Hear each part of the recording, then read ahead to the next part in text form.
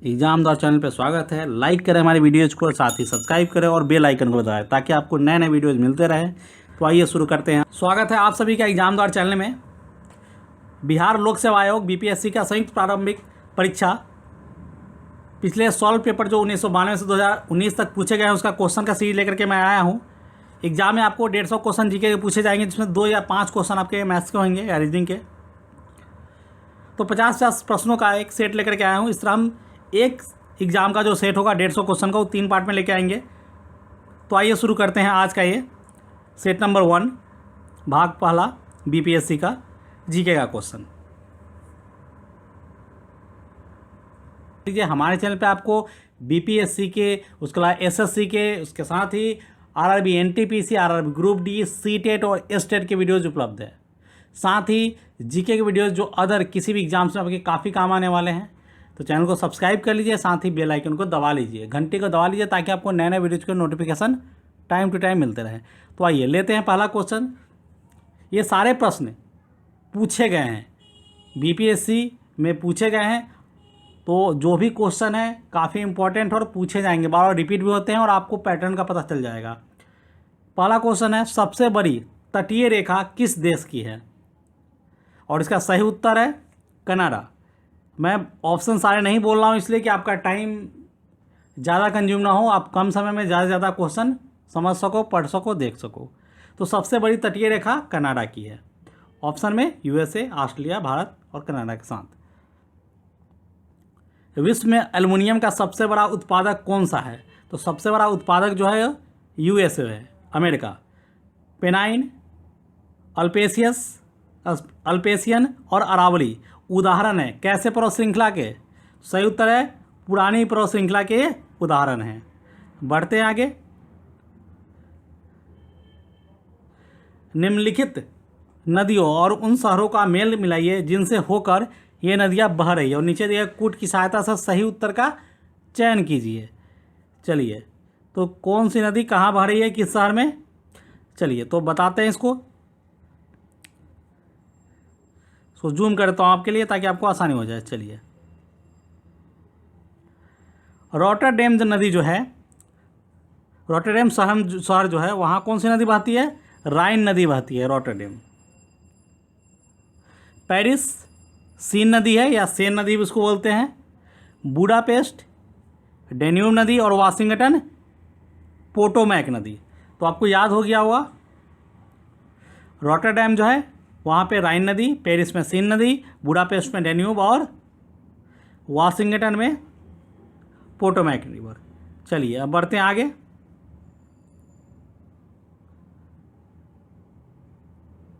निम्नलिखित में से कौन सा शहर धातु के व्यापार का सबसे बड़ा केंद्र है? तो सही उत्तर है जोहान्सबर्ग। निम्नलिखित में से कौन सी नदियाँ बंगाल की खाड़ी में गिरती है? तो सही उत्तर इसका गंगा, ब्रह्मपुत्र, गोदावरी, महानदी, कृष्णा और कावेरी। ये सारी 6 के 6 नदियाँ बंगाल की खाड़ी में गिर जाती है। गंगा, ब्रह्मपुत्र और गोदावरी, महानदी, कृष्णा तथा कावेरी। याद रखिए, भारत में सबसे पुराना तेल भंडार कहाँ पे स्थित है? और इस 6 नंबर का अगर एग्जाम में देना होगा तो आप डी लिखिएगा, ए और बी दोनों।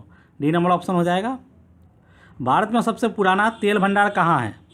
सबसे पुराना तेल भंडार जो है भारत में, वो असम के डिगबोई में है। भारत में यरलंगू जंगबो नदी को किस नाम से जाना जाता है? सही उत्तर इसका ब्रह्मपुत्र नदी के नाम से जाना जाता है भारत में।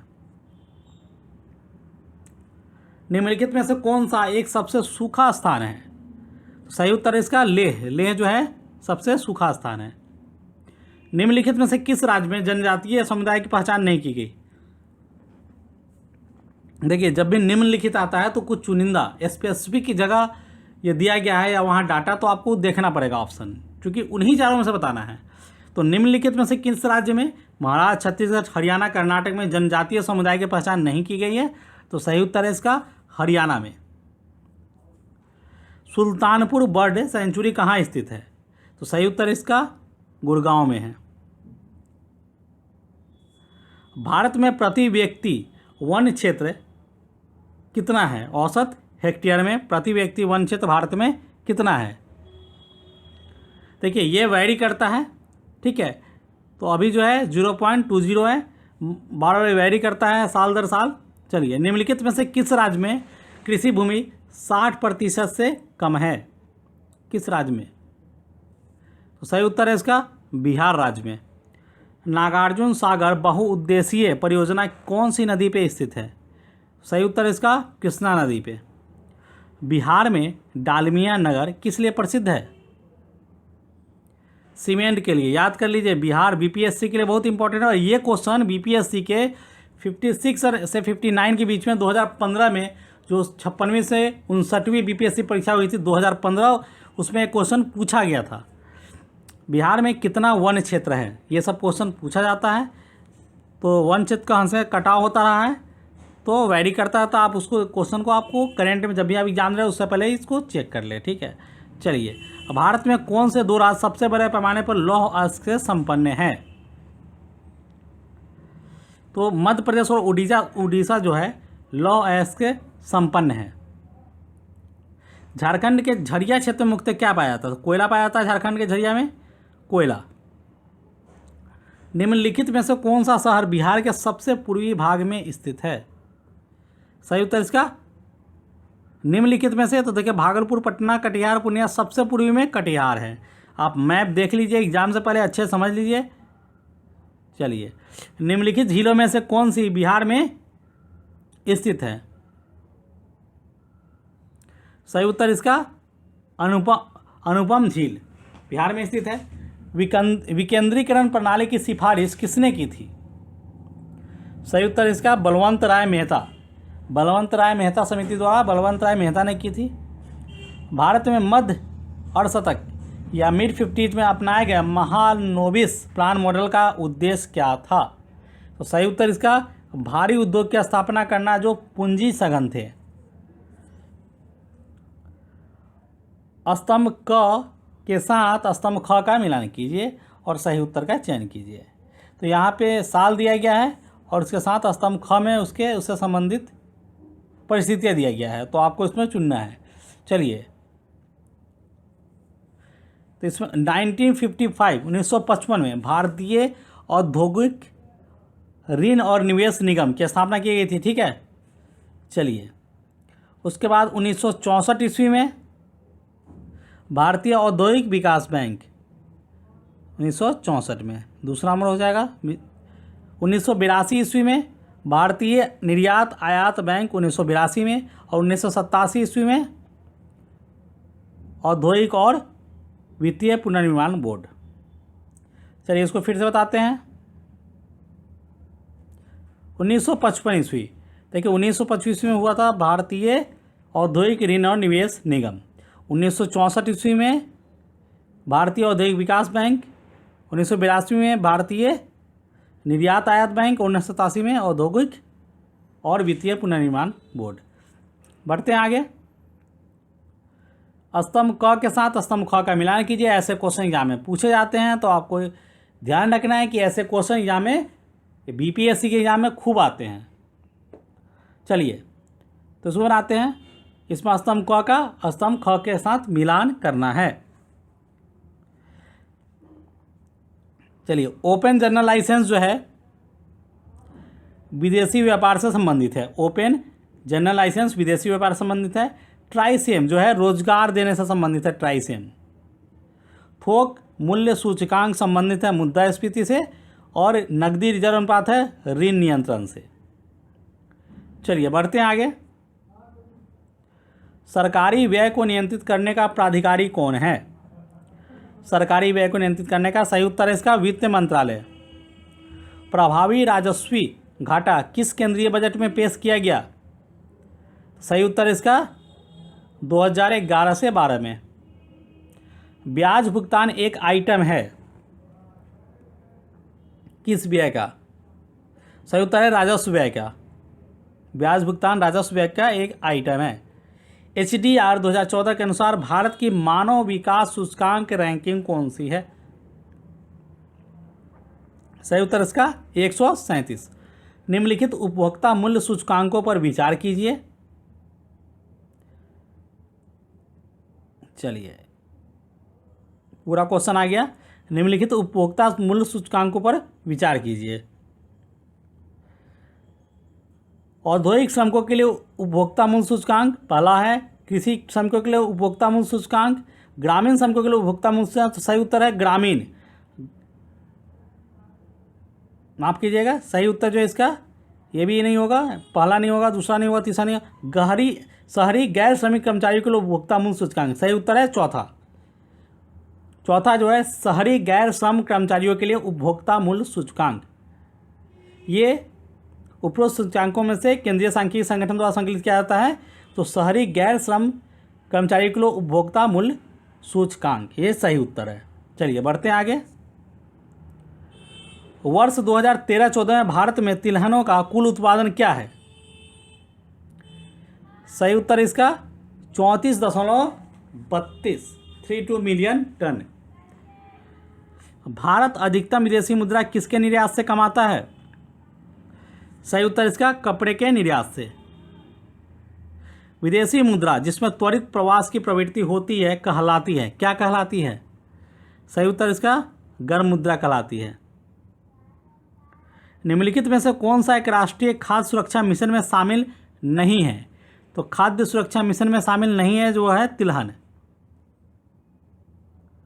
भारत में बजट घाटे को पूरा करने के तदर्थ ट्रेजरी बिल प्रणाली को कब समाप्त कर दिया गया? ट्रेजरी बिल प्रणाली को, सही उत्तर इसका 31 मार्च 1997 को समाप्त कर दिया गया। आर.एन. मल्होत्रा कमेटी संबंधित है किससे? बीमा क्षेत्र से। भारत में सेवा कर किस वर्ष प्रारंभ किया गया था? 1994-95 में। रुपये की परिवर्तनशीलता का तात्पर्य क्या है? रुपये की परिवर्तनशीलता का तात्पर्य है किससे संबंधित है? सही उत्तर इसका रुपये तथा अन्य प्रमुख मुद्राओं का आपस में आज़ादी से परिवर्तन की अनुमति देना। बढ़ते हैं आगे। केंद्रीय सरकार के निम्नलिखित महत्वपूर्ण कर राजस्व के स्रोतों पर विचार कीजिए। और जैसे निगम कर के अलावा अन्य आय पर कर, कस्टम और संघ उत्पादक शुल्क। सकल कर राजस्व के मामले में इनका सही अवरोही क्रम निम्नलिखित में से कौन है? सही अवरोही क्रम बताना है। तो सही अवरोही क्रम यही है, निगम कर, फिर दूसरा है निगम कर के अलावा अन्य आय पर कर, फिर कस्टम और फिर संघ उत्पादन शुल्क। बढ़ते हैं आगे। सूक्ष्म लघु और मध्यम उद्यम विकास अधिनियम 2006 के अनुसार निम्नलिखित में कौन सी एक निर्माणी क्षेत्र के मध्यम उद्योगों हेतु निर्धारित निवेश की सीमा है? और इसका सही उत्तर है 5 करोड़ से अधिक और 10 करोड़ से कम। शिशु मृत्यु दर क्या है? सही उत्तर इसका हर 1000 जीवित जन्मों में से अपने पहले जन्मदिन से पहले मरने वाले बच्चों की संख्या का अनुपात, उसको शिशु मृत्यु दर बोलते हैं। निम्नलिखित में से किन वर्षों में व्यापार संतुलन भारत के लिए अनुकूल था? सही उत्तर है 1972 से 73 और 1976 से 77, ऑप्शन नंबर बी। निम्नलिखित समझौतों पर विचार कीजिए। चलिए तो समझौते कौन कौन से देख लेते हैं। ISLFTA भारत श्रीलंका मुक्त व्यापार समझौता, दूसरा है दक्षिण एशिया मुक्त व्यापार क्षेत्र, तीसरा है भारत और सिंगापुर के बीच व्यापक आर्थिक सहयोग समझौता और चौथा है दक्षिण एशिया अधिमान्य व्यापार व्यवस्था। उपरोक्त समझौतों का सही कालक्रम निम्नलिखित में से कौन है? तो इनको कालक्रम में सजाना है। तो सही उत्तर है इसका बी। चलिए इसका मतलब सबसे पहले साफ्टा हो जाएगा, दक्षिण एशिया अधिमान्य व्यापार व्यवस्था, फिर उसके बाद भारत श्रीलंका मुक्त व्यापार समझौता। तो ये पहले नंबर ये पे ये हो जाएगा, दूसरे पे ये हो जाएगा। उसके बाद आएगा दक्षिण एशिया मुक्त व्यापार क्षेत्र और चौथा नंबर भारत और सिंगापुर के बीच व्यापक आर्थिक सहयोग समझौता। चलिए बढ़ते हैं आगे। किस वर्ष कृषि और संबंध क्षेत्रों की वार्षिक औसत वृद्धि दर नकारात्मक हो गई थी? सही उत्तर इसका 2002 से 3 में। निम्नलिखित कथनों पर विचार कीजिए। वर्षा बीमा योजना भारतीय कृषि बीमा कंपनी लिमिटेड द्वारा किया जाता है। यह योजना वर्ष 2007 के दौरान दक्षिण पश्चिम मानसून अवधि में शुरू की गई थी। उपरोक्त कथनों में से कौन सा सही है? केवल एक, केवल दो, एक और दो, या न तो एक न ही दो? तो सही उत्तर इसका केवल एक, मतलब वर्षा बीमा योजना भारतीय कृषि बीमा कंपनी लिमिटेड द्वारा किया जाता है। बढ़ते हैं अगले क्वेश्चन की तरफ। निम्नलिखित कथनों पर विचार कीजिए। बैंक दर वह दर है जो भारतीय रिजर्व बैंक अपने ग्राहकों से उनके अल्पकालिक उधार पर लेता है। रेपो दर वह ब्याज दर है जो भारतीय रिजर्व बैंक अपने ग्राहकों से उनके दीर्घकालिक उधार पर लेता है। कौन से अब सही है या गलत है? कौन से निम्नलिखित कथनों कौन से गलत है? तो सही उत्तर है इसका डी, न तो 1 न ही 2। कोई भी गलत नहीं है, मतलब दोनों सही है, तो गलत कोई भी नहीं है, तो ऑप्शन नंबर क्या हो जाएगा? डी। चलते हैं नेक्स्ट। भारत में वित्तीय क्षेत्र के सुधारों में शामिल है, और इसको ऑप्शन है CRR और SLR को कम करना, बीमा क्षेत्र में निजी कंपनियों का प्रवेश, ब्याज दर का अधिनियमन और उपरोक्त सभी। तो सही उत्तर है इसका बीमा क्षेत्र में निजी कंपनियों का प्रवेश। निम्नलिखित में से कौन सा भारत निर्माण का एक अंग नहीं है? तो सही उत्तर है इसका कृषि आधारित उद्योग अंग नहीं है, जबकि ग्रामीण आवास, ग्रामीण विद्युतीकरण और ग्रामीण टेलीफोन भारत निर्माण का एक अंग है, जबकि कृषि आधारित उद्योग अंग नहीं है। भारतीय योजना आयोग के अनुसार निम्नलिखित में से कौन से गरीबी रेखा के लिए सही है? तो सही उत्तर है इसमें 2 और 3। ग्रामीण क्षेत्रों में प्रति व्यक्ति 26 प्रतिदिन और नगरीय क्षेत्रों में 32 रुपये प्रतिदिन। ये सही है, ग्रामीण क्षेत्रों में 26 रुपये और नगरीय क्षेत्रों में 32 रुपये। निम्नलिखित योजनाओं पर विचार कीजिए। EAS, ट्राइसेम, JRY और RLEGP, इन योजनाओं का लागू करने का सही कालक्रम बताना है। तो सही उत्तर है इसमें सबसे पहले ट्राइसेम लागू हुआ था, उसके बाद RLEGP, उसके बाद JRY, देन EAS। सही उत्तर है ऑप्शन नंबर डी। चलिए लेते हैं 50वां क्वेश्चन और इस वीडियो का लास्ट क्वेश्चन। 50 का हम सेट लेकर के आ रहे हैं, चूँकि एग्जाम में आपको 150 क्वेश्चन का एक सीरीज सेट पूछा जाएगा। उसी जीके का 50 का हम 3 पार्ट में, एक सेट को हम 3 पार्ट में लेके आ रहे हैं, ताकि आप ज़्यादा लंबा वीडियो ना हो और आपको याद करने में भी, पढ़ने में आसानी हो। तो एग्जाम में जो है BPSC की प्रारंभिक परीक्षा में आपको जो 150 क्वेश्चन पूछा जाएगा, उसमें से 50 क्वेश्चन का सेट हम 3 पार्ट में लेके आते रहेंगे, तो आप वीडियो देखते रहिए। तो लास्ट क्वेश्चन लेते हैं। स्तंभ क के साथ स्तंभ ख को मिलाइए और नीचे दिए गए कूट की सहायता से सही उत्तर का चयन कीजिए। स्तंभ क में है नीति सब है और उसका साल है, लागू होने का साल है, तो उसका सही उत्तर है, देखिए, राष्ट्रीय कृषि नीति लागू हुआ था 2000 ईस्वी में। राष्ट्रीय कृषि नीति। समुद्रीय मत्स्य नीति लागू हुआ था 2004 में। नवीन विदेशी व्यापार नीति 2014 में और 7वां वित्तीय आयोग 1978 में।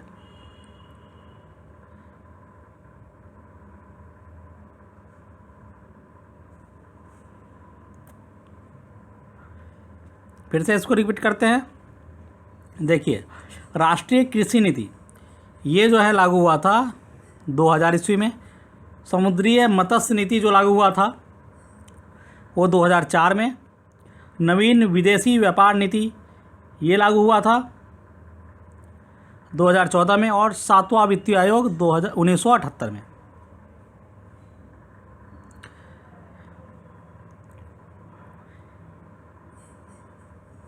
इसी के साथ हमारा ये BPSC का प्री एग्जामिनेशन का 50 प्रश्नों का सीरीज यहीं ख़त्म होता है।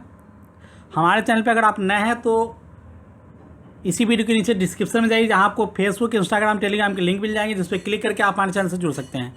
इसके अलावा आप यूट्यूब पर या गूगल पर सीधे एग्जाम टाइप करके हमारे चैनल पर आ सकते हैं। हमारे चैनल के वीडियो को देखिए, वीडियो अच्छा लगता है लाइक कीजिए, शेयर कीजिए और दोस्तों को बताइए। साथ ही अगर आप नए हैं और अभी तक सब्सक्राइब नहीं किया तो सब्सक्राइब कर लीजिए और बेल आइकन को जरूर दबा लीजिए ताकि आपको नए नए वीडियोज़ के नोटिफिकेशन टाइम टू टाइम मिलते रहे। तो इस वीडियो में बस इतना ही, मिलते हैं नेक्स्ट वीडियो में, तब तक के लिए गुड बाय।